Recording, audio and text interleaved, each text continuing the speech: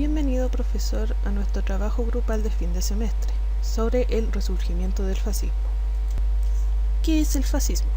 El fascismo, palabra proveniente del italiano fascio que significa haz, es una ideología y movimiento político-social que surge en Italia alrededor de los años 20, cuando, terminada la Primera Guerra Mundial, las expectativas territoriales del país fueron frustradas por el Tratado de Saint-Germain en Ley. Desde una Italia empobrecida y fuertemente afectada por la guerra, Benito Mussolini comienza a escalar en el poder, refundando diversas organizaciones de fuerza militar hacia la lucha sistemática contra movimientos izquierdistas, obreros y otros enemigos políticos y sociales. Desde Italia, esta ideología se fue expandiendo por diversos sectores de Europa, teniendo una clara influencia en el nazismo alemán liderado por Adolf Hitler, que añadió importantes explicaciones racistas. El fascismo es una ideología esencialmente conservadora, que busca preservar valores tradicionales y pasados.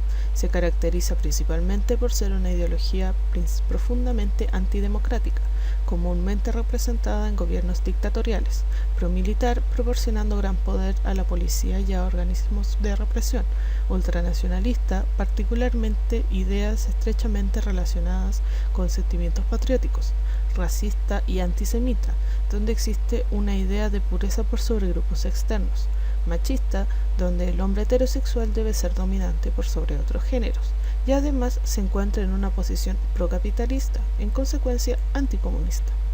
En su práctica, el fascismo se desarrolla bajo comunidades marcadas por el aumento de grupos unitarios que trabajan con élites tradicionales, abandonando métodos democráticos, buscando formas violentistas de limpieza interna y expansionismo. Movimientos fascistas contemporáneos. Si bien con el pasar de los años muchos de estos movimientos fueron marginados de diversos sectores globales debido a la naturaleza violenta de estos, actualmente existe un resurgimiento de ideas que expresan odio y acción ante diversos grupos, que guardan similitudes con los ideales fascistas de la Europa en los tiempos de guerra.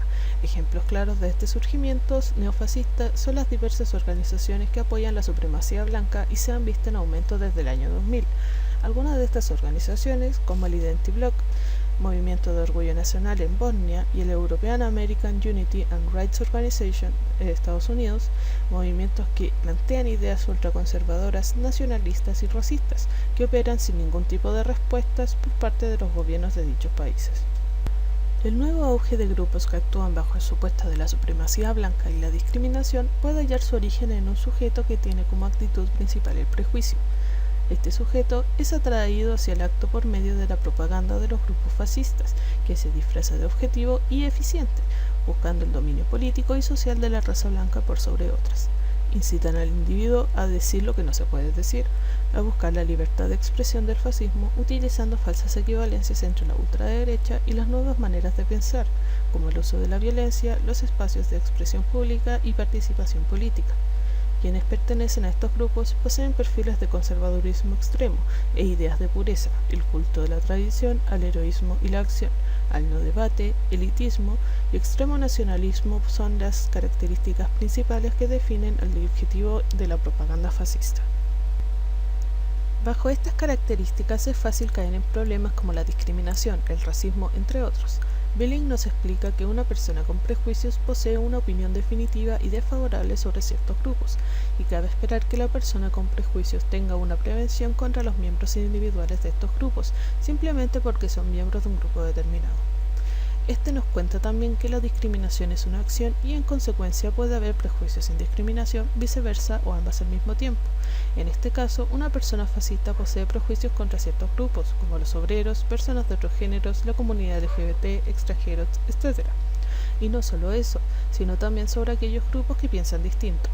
Podríamos hablar de que la persona fascista trivializa la discriminación y se autodenomina como un ser superior ante otros, ya que la misma ideología no enaltece, como ocurrió con los nazis en el periodo entre guerras, donde el líder enalteció al pueblo germano llamándolo como una raza superior y el resto como inferiores, manipulando con esta imagen de superioridad al pueblo alemán. Para comprender cómo es que el prejuicio se convierte en un acto por medio de la organización de este tipo de ideologías, es importante revisar algunas de las ideas de Tagfeld sobre el sujeto sumido en grupos con quienes se identifica y cómo es que se lleva a cabo la relación entre sujeto-entorno en este tipo de ideologías. Para esto, revisaremos tres conceptos importantes de la categorización del yo: el metacontraste, prototipicalidad y despersonalización. Metacontraste. El sujeto está constantemente contrastando similitudes y diferencias tanto con el endogrupo como con el exogrupo. El individuo fascista posee, en primer lugar, una idea de pureza y superioridad sobre otros atributos, que pueden estar relacionados con lo racial, lo étnico, lo económico, etc., y que se encuentra fundamentada en valores puramente conservadores y tradicionales. En segundo lugar, esta rivalidad entre el individuo, que es parte de grupos abiertamente fascistas como la European American Unity and Rights Organization, y aquellos grupos a quienes se busca confrontar, es ciertamente de un carácter violento debido a que su naturaleza se encuentra en la erradicación de cualidades propias e inmutables de los individuos. Como ya decíamos antes, a menudo se trata de etnias, géneros y clases sociales. Prototipicalidad. El pensamiento de los grupos se comienza a estereotipar, percibiendo sus acciones e ideologías en base al grupo al que pertenecen, sin importar cuántas veces puedan ser desmentidos los discursos que intentan expandir diversos grupos fascistas. Los individuos pertenecientes a esta ideología tomarán a estos no tanto como una verdad absoluta, pero como el ideal de acción. Con esto nos referimos a que no se trata sobre justificar sus ideales, sino del efecto que el discurso tiene sobre la realidad. Este tipo de discursos, que se sirven sin grados amplios de cuestionamiento, llevan a los individuos a realizar acciones poco éticas y ver el mundo tal como lo percibe el grupo al que pertenece.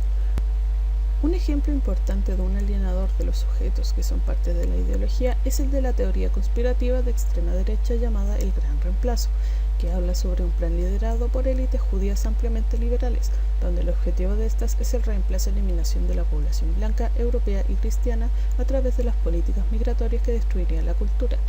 Aquellos que apoyan estas ideas no buscan realmente un fundamento para que tales discursos sean reales, más bien lo que tratan de expresar es que buscan la persecución de los judíos. Como ya mencionamos, no es sobre el mensaje, sino la acción o el efecto que éste busca. Despersonalización. El sujeto comienza a perder el sentido de individualidad y cede al colectivo. Sin embargo, esto no quiere decir que se pierda la identidad propia. Al contrario, podríamos decir que representa una ganancia a la identidad del sujeto. El sujeto, atado a una ideología, puede vivir una vida bastante común, pero su comportamiento cambia y se diluye en las acciones colectivas de los grupos a los que pertenece. Como individuo, se encuentra dispuesto a ceder a los objetivos que se busquen llevar a cabo. En el año 1981, Alabama, un joven afroamericano llamado Michael Donald fue golpeado hasta la muerte por varios miembros del Ku Klux Klan, mientras se encontraba comprando para su hermana.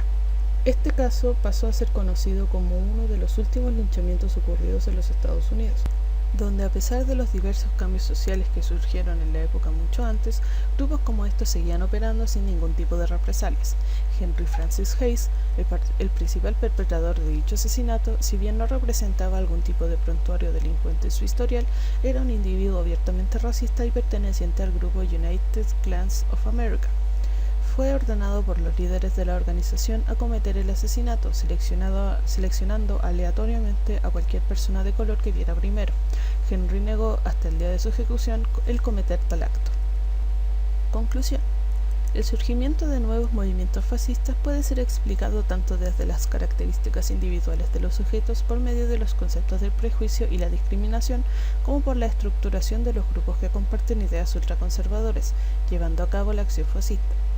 Lo que lleva a los sujetos a insertarse en estos grupos es el acercamiento ideológico previo que existe en esta relación y que permite al individuo encontrarse en un ambiente donde sus ideas se representen como algo colectivo, en una época donde estas ideas no son comunes ni admitidas. La propaganda simpatiza con las personas que tienen ideas cercanas al fascismo, tales como la supremacía blanca o los discursos de odio hacia la migración, entre otros. Como tal, el individuo no puede llevar actos de acción política por sí mismo, excluyendo acciones terroristas, pero nociones como la despersonalización pueden ayudarnos a profundizar en actos de violencia que llevan esta ideología en sus causas. El problema del fascismo en estos tiempos es que nace desde un individuo que se forma en entornos ultraconservadores, dando una visión de la realidad que lo predispone a una posición de prejuicio ante grupos de personas.